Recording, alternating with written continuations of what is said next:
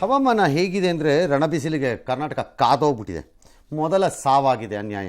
ರಾಯಚೂರಿನ ಜಾಲಿ ಬೆಂಚಿನಲ್ಲಿ ರಣಬಿಸಿಲಿಂದ ಕುಸಿದ ರೈತ ಹನುಮಂತು ಅನ್ನೋರು ಸಾವನ್ನಪ್ಪಿದ್ದಾರೆ. ರಾಜ್ಯದ ಹೊರಗಡೆ ಬರಬೇಡಿ ಅಂತ ಯಾರ್ಯಾರು ಯಾವ ಕಾರಣಕ್ಕೆ ಪಾಪ ಎಲ್ಲಿದ್ದರೋ ಏನೋ.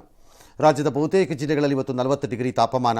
ಕಲಬುರಗಿಯ ಕಾಳಗಿನಲ್ಲಿ ಹೊಸ ದಾಖಲೆ ಬರೋಬ್ಬರಿ 46.8ಕ್ಕೆ ಹೋಗಿದೆ. ರಾಯಚೂರು, ಮಂಡ್ಯ, ಬಳ್ಳಾರಿ, ಯಾದಗಿರಿ ಎಲ್ಲ ಕಡೆ 40+, 40+ ಇದೆ. ಕೋಲಾರದಲ್ಲಿ ತಾಪಕ್ಕೆ 2,000 ಕೋಳಿ ಏನು ಸತ್ತೋಗಿದೆ. ರಾಯಚೂರಿನಲ್ಲಿ ಒಲೆನೇ ಹತ್ತಿಸ್ಬೇಕಾಗಿಲ್ವಂತೆ, ಹಾಗೆ ಆಮ್ಲೆಟ್ ಆಗ್ತಾ ಇದೆಯಂತೆ. ರಸ್ತೆಯಲ್ಲಿ ಸುಮ್ಮನೆ ಇಟ್ಟು ಹಾಕಿದ್ರೆ ಸಾಕು, ರೆಡಿ ಆಗ್ತಿದೆ ಆಮ್ಲೆಟ್. ಓಕೆ, ಇದು ಹಿಂದೆನೂ ನೋಡಿದ್ದೆ ಈ ಥರದ್ದನ್ನು ನಾನು.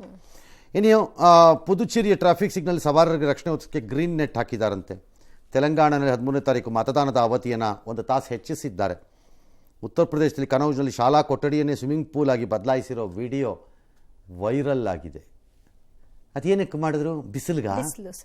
ಹಾಂ ಸರ್, ಅಲ್ಲಲ್ಲ, ಗುಡ್ ಐಡಿಯಾ. ಮಕ್ಕಳು ಆಟ ಆಡಲಿ ಬಿಡ್ರಿ, ಹಾಂ ಅಲ್ವಾ.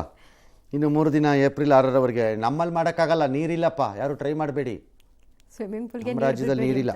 ಇನ್ನು 3 ದಿನ ಅಂದರೆ ಏಪ್ರಿಲ್ವರೆಗೂ ಗರಿಷ್ಠ ಉಷ್ಣಾಂಶ ಇರುತ್ತೆ ಕರ್ನಾಟಕ, ಆಂಧ್ರ, ತೆಲಂಗಾಣಲ್ಲಿ ಅಂತ ಹವಾಮಾನ ಇಲಾಖೆ ಹೇಳಿದೆ. ಯಾರ ಟೀಚರ್ದ ಐಡಿಯಾ ಪಾಪ. ಎಸ್, ಬೆಂಗಳೂರಿನಲ್ಲಿ ಮಳೆಯಾಗಿ ಹೆಚ್ಚು ಕಡಿಮೆ 150 ದಿನಗಳು ಕಳೆದು ಹೋಗಿದೆ.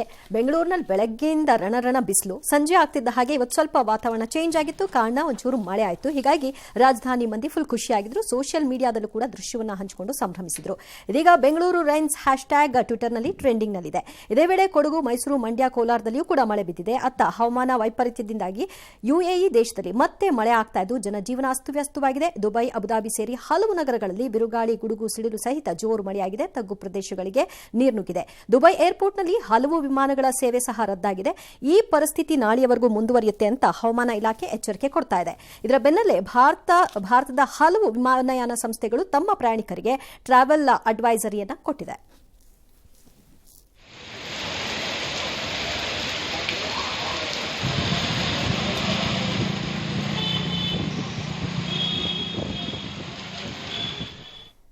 ಆಯಿತು, ಟ್ರೆಂಡಿಂಗ್ ಎಲ್ಲ ಕರೆಕ್ಟು, ನಾವು ಅದನ್ನು ಎಂಜಾಯ್ ಮಾಡೋದು ಚೆನ್ನಾಗಿದೆ. ಮಳೆ ಭಾಳ ದಿನ ಆದಮೇಲೆ ಬಂದಾಗ ಸಹಜ. ಬಟ್ ಖುಷಿ ಪಟ್ಕೊಬೇಡಿ, ಯಾಕೆ ಸರ್? ನಾಳಿದ್ರಲ್ಲಿ ಏನಾದ್ರು ಫಾಲೋ ಅಪ್ ರೈನ್ ಬರದೇ ಇದ್ರೆ ಇದಕ್ಕೆ 2 ಪಟ್ಟದಾಗೆ ಆಗತ್ತೆ. ಇವತ್ತು ಸ್ವಲ್ಪ ಹಾಗೆ ಕಾಣಿಸ್ತಿತ್ತು ಸರ್. ಇದಕ್ಕೆ 2 ಪಟ್ಟು ಆಗ್ಬಿಡುತ್ತೆ. ಆಮೇಲೆ ಏನೋ ಹೋಪ್ ಫಾರ್ ದಿ ಬೆಸ್ಟ್, ಒಳ್ಳೇದಾಗತ್ತಷ್ಟೆ. 5ನೇ ಹಂತದ ಲೋಕಸಭಾ ಚುನಾವಣೆಗೆ ನಾಮಪತ್ರ ಸಲ್ಲಿಸೋದಕ್ಕೆ ನಾಳೆ ಕೊನೆ ದಿನ.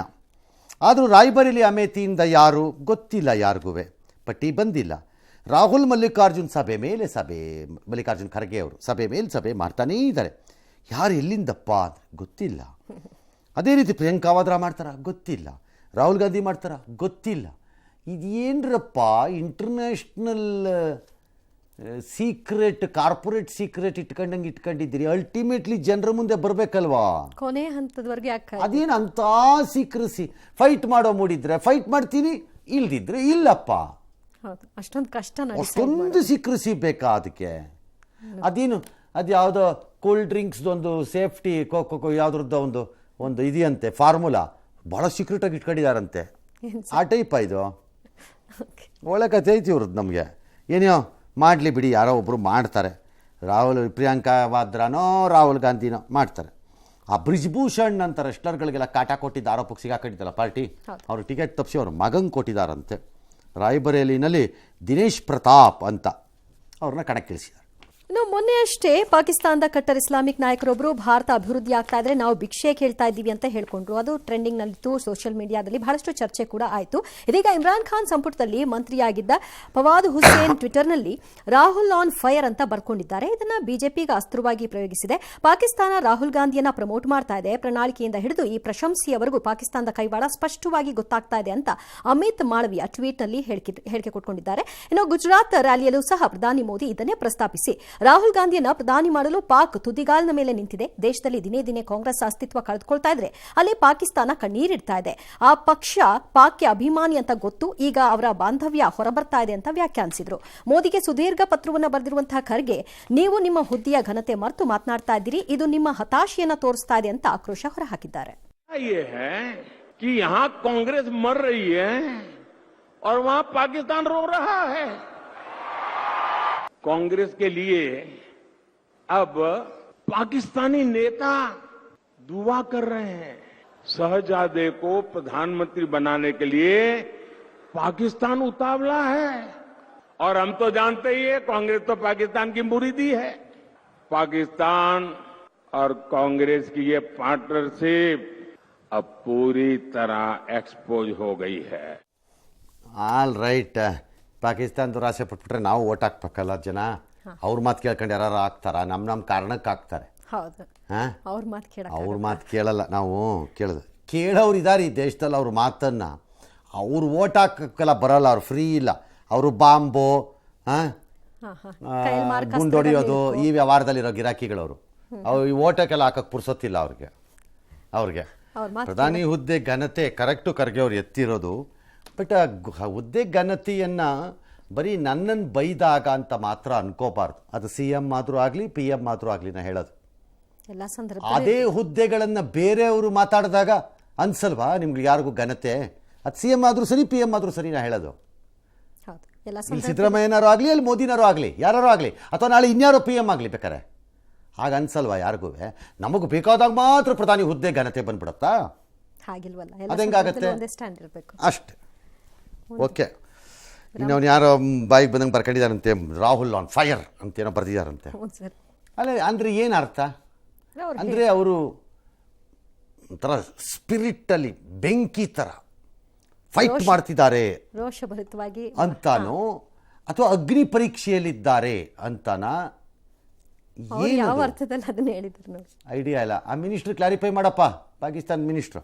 ಯಾವ ಫೈಟ್? ಮೀಸಲಾತಿ ರಾಜಕಾರಣ ಮುಂದುವರೆದಿದೆ. ಮೋದಿ ಹೇಳ್ತಾರೆ SC ST OBC ಮೀಸಲಾತಿ ಕಿತ್ತು ಮುಸ್ಲಿಮರು ಕೊಡ್ತಾರೆ, ಕಾಂಗ್ರೆಸ್ನವ್ರು ಬಂದರೆ ಅವ್ರಿಗೆ ಸಂವಿಧಾನ ಬದಲಾಯಿಸ್ತಾರೆ ಅಂತ. ರಾಹುಲ್ ಹೇಳ್ತಾರೆ ಅಯ್ಯೋ ಖಾಸಗೀಕರಣ ಮಾಡ್ತಾ ಎಲ್ಲರದನ್ನು ಕಿತ್ಕೊಂಡ್ಬಿಡ್ತಿದ್ದಾರೆ ಮೋದಿ, ಅವರೇ ಸಂವಿಧಾನ ಬದಲಾಯಿಸ್ತಾರೆ ಅಂತ. ಸೊ ಇಬ್ಬರು ಬದಲಾಯಿಸ್ತಾರೆ ಅಂತಾರೆ. ಅಂದರೆ ನಾವೇನು ಅನ್ಕೋಬೇಕು? ನೀವು ಯಾರು ಬಂದಲೂ ಬದಲಾಗತ್ತೆ ಅನ್ಕೋಬೇಕಾ? ಅಂಬೇಡ್ಕರ್ ಬಂದ್ರೇನೆ ಆಗಲ್ಲ ಅಂತ ಹೇಳಿದ್ಮೇಲೆ ಇನ್ನೇನಿದೆ? ನಾನು ಅದನ್ನೇ ಕೇಳೋದು. ಇದನ್ನ ಏನಂತ ಅನ್ನ ಅವರು ಬದಲಾವಣೆ ಅಂತಾರೆ, ನೀವು ಬದಲಾವಣೆ ಅಂತೀರಿ. ಇಬ್ರು ಹೇಳ್ತೀರಿ ಒಬ್ರ ಮೇಲೆ ಒಬ್ರು. ಬದಲಾವಣೆ ಅಲ್ಲಿಗೆ ಆಗಲ್ಲ ಅಂತಾನೋ ಮಾಡೇ ಬಿಡ್ತಾರೆ. ಫಿಸಿಕ್ಸ್ ಪ್ರಕಾರ ಹಾಗೆ ಅದು ಆಗಲ್ಲ ಅಂತ ಅರ್ಥ ಆಯ್ತಲ್ಲ.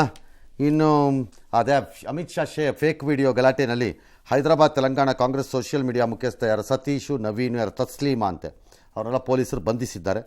ಜಾರ್ಖಂಡ್ ಕಾಂಗ್ರೆಸ್ ಟ್ವಿಟರ್ ಖಾತೆನ ಬಂದ್ ಮಾಡಿದ್ದಾರೆ. ಇನ್ನು ಮೊದಲ ಹಂತದ ಮತದಾನದ ಅಂತಿಮ ವಿವರಗಳನ್ನು 11 ದಿನದ ಬಳಿಕ ಚುನಾವಣಾ ಆಯೋಗ ಅಧಿಕೃತವಾಗಿ ಪ್ರಕಟಣೆ ಮಾಡಿದ್ದು. ಇದು ವಿವಾದಕ್ಕೆ ಕಾರಣವಾಯಿತು. 61% ಮತದಾನ ಆಗಿದೆ ಅಂತ ಮೊದಲು ಹೇಳ್ಕೊಳ್ತು. ಆ ನಂತರದಲ್ಲಿ 64.14% ಮತದಾನ ಆಗಿದೆ ಅಂತ ಹೇಳಿದ್ದು. ಇದು ಸರಿಯಾದಂತಹ ಕ್ರಮ ಅಲ್ಲ. ಏಕ್ದಮ್ ಹೇಗೆ ಜಾಸ್ತಿ ಆಗ್ಲಿಕ್ಕೆ ಸಾಧ್ಯ ಅಂತ ಕಾಂಗ್ರೆಸ್ ಮತ್ತು TMC ಪ್ರಸ್ತಾಪ ಮಾಡಿದೆ. ಏನೋ ಗೋಲ್ಮಾಲ್ ಆಗಿರಬೇಕು, EVM ಟ್ಯಾಂಪರ್ ಮಾಡಿರಬಹುದು ಅಂತ ಕೂಡ ಹೇಳಿದ್ದಾರೆ. ಮತ ಪ್ರಮಾಣದ ಅಂತಿಮ ಲೆಕ್ಕವನ್ನು ತಡವಾಗಿ ಕೊಟ್ಟಿರೋದ್ರ ಬಗ್ಗೆ ಇಲ್ಲಿಯವರೆಗೂ ಆಯೋಗ ಯಾವ ವಿವರವನ್ನು ಕೂಡ ಕೊಟ್ಟಿಲ್ಲ. ಏನಕ್ಕೆ ಅಷ್ಟೊಂದು ತಡ ಮಾಡ್ಕೊಂಡಿದ್ದಾರೆ ಅಂತ ನನಗೂ ಅರ್ಥ ಆಗಲಿಲ್ಲ. ಬಟ್ ಎಲ್ಲರಿಗೂ ಗೊತ್ತಿತ್ತಿದ್ದು ಹೆಚ್ಚು ಕಡಿಮೆ ಅಷ್ಟೇ ಇದೆ ಅಂತ ಅಲ್ವಾ? 65-66 ಅಲ್ಲಿ ಇದೆ ಅಂತ. ಬಟ್ 11 ದಿನ ಆದ್ಮೇಲೆ ಹೇಳೋದು ತುಂಬಾನು ತಡ. ಅಷ್ಟೊಂದು ಲೇಟಾಗಿ ಹೇಳಬೇಕು? ಮೊದಲೇ ಹೇಳ್ಬೋದಿತ್ತು. ಅದ್ರಲ್ಲಿ ಏನು ದೊಡ್ಡ ಕೆಲಸ ಆಯ್ತು ಅವ್ರಿಗೆ? ಪಾಕಿಸ್ತಾನದಲ್ಲಿ ಹಿಂದೂ ಯುವತಿಯನ್ನು ಬಲವಂತವಾಗಿ ಮತಾಂತರ ಮಾಡಲಾಗ್ತಾ ಇದೆ ಅಂತ ಪಾಕ್ ಸಂಸತ್ನ ಸಾಕ್ಷಿಯಾಗಿ ಹಿಂದೂ ಸಮುದಾಯದ ಸಂಸದ ದಾನೇಶ್ ಕುಮಾರ್ ಆರೋಪ ಮಾಡಿದ್ದಾರೆ. ಅಲ್ಲಿ ಮಾಡಿದಾರಾ? ಇನ್ನು ಆಮೇಲೆ ಏನಾಗುತ್ತೋ ಏನೋ ಪಾಪ ಅವ್ರಿಗೆ. ಇರ್ತಾರೋ ಇರಲ್ವೋ, ಅವ್ರನ್ನೇನು ಮಾಡ್ತಾರೋ ಇನ್ನು. ಈಗ ಇದನ್ನು ಇಂಡಿಯಾನ ಬಾಯಿಗೆ ಬಂದಂಗೆ ಬೈಕೊಂಡು ಏನು ಮಾಡಿದ್ರು ಅವ್ರಿಗೆ ಹಾರ ಹಾಕಿ ಸ್ವಾಗತ ಮಾಡೋಕ್ಕೆ ಯಾರು ಒಬ್ಬರು? ಇಂಡಿಯಾನ ಇದು? ಸಿಂಧ್ ಪ್ರಾಂತ್ಯದಲ್ಲಿ ಹಿಂದೂಗಳ ಸ್ಥಿತಿ ದಯನೀಯವಾಗಿದೆ ಅಂತೆಲ್ಲ ಹೇಳಿದ್ದಾರೆ. ಈ ಮಧ್ಯೆ ಚೆನ್ನೈನಲ್ಲಿ ಹೃದಯ ಕಸಿ ಮಾಡಿಸ್ಕೊಂಡಿತ್ತು ಒಬ್ಬರು ಪಾಕ್ ವಿದ್ಯಾರ್ಥಿ ಆಯೇಷಾ ರೆಶಾನ್ ಅಂತ. ಅದನ್ನು ಪಾಕಿಸ್ತಾನದ ಧರ್ಮಗುರು ಒಬ್ಬ ಮಗು ಅದನ್ನು ಟೀಕಿಸಿದ್ದಾನೆ. ಹೃದಯದ ವಿಚಾರದಲ್ಲಿ ಧರ್ಮ ಹುಡುಕಿದ್ದಾನೆ. ಯುವತಿಗೆ ಹೃದಯ ದಾನ ಮಾಡಿದವನು ಸತ್ತಿದ್ದಾನೆ, ಅವನು ನಾಸ್ತಿಕನೇ ಆಗಿರಬೇಕು. ಹಿಂದೂ ಹೃದಯ ಕಸಿ ಮಾಡಿಸಿಕೊಂಡ ಯುವತಿ ಧೈರ್ಯ ಮೆಚ್ಚಬೇಕು. ಹಿಂದೂವಿನ ಹೃದಯ ಹೊಂದಿರುವ ಆಯೇಷಾ ಈಗ ಅಲ್ಲಾ ಎದುರು ತಲೆಬಾಗಿ ನಿಲ್ಲಬೇಕು ಅಂತೆಲ್ಲ ಮಾತಾಡಿದ್ದಾನೆ. ಮುಸ್ಲಿಮರು ಅಂಗಾಂಗ ರಕ್ತದಾನ ಮಾಡೋದು ತಪ್ಪು ಅಂದಿದ್ದಾನೆ. ಪಾಕಿಸ್ತಾನದಲ್ಲಿ ತೀವ್ರ ವಿರೋಧ. ಅಯ್ಯೋ ದುರಿದ್ರದು ಕಚಡ ತಂದು ಯಾವ ಅಲ್ಲ ನಿನ್ನನ್ನು ರಕ್ಷಣೆ ಮಾಡ್ತಾನೆ, ನೀನು ಸಾಯ್ಬೇಕು. ಅದೇ ಅಲ್ಲ ಹೆಸರಲ್ಲಿ ನನ್ನ ಪ್ರಕಾರ. ಧರ್ಮಬೋಧಕ ಹೇಗಾಗ್ತದೆ? ಧರ್ಮಬೋಧಕ ಅಂತೆ ಇವನು, ಧರ್ಮಬೋಧಕ. ಯಾರೋ ಪಾಪ ಯಾರಿಗೋ ಹೃದಯ ಬರಬೇಡ, ಯಾರು ಬನ್ನಿಂದಿರೋರು ನಿಮ್ಮನ್ನು ಬಂದಿಲ್ಲ, ಅದು ಹಾಕಿಸ್ಕೊಂಡು ಹೋಗೋದು ಯಾರಂಗಾರೆ ಇಲ್ವಲ್ಲ. ಆಮೇಲೆ ಮುಸ್ಲಿಮರ ಅಂಗಾಂಗ ರಕ್ತದಾನ ಮಾಡೋದು ಬೇಡ. ಕರೆಕ್ಟ್ ನೀನು ಹೇಳಿರೋದು.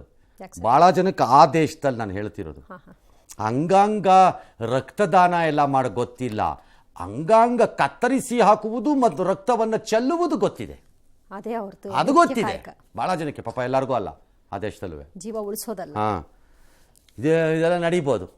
ಧರ್ಮದ ಮತಾಂಧತೆ ಇದು ನಮ್ಮಲ್ಲೇನಾದ್ರು ಆಗ್ಬಿಡ್ಬೇಕಾಗಿತ್ತು, ಅವನನ್ನು ಹಿಡ್ಕೊಂಡು ಹಿಂಡಿ ಇಪ್ಪೆ ಮಾಡಾಕ್ಬಿಡೋರು ಎಲ್ಲರೂ. ಹಾಂ,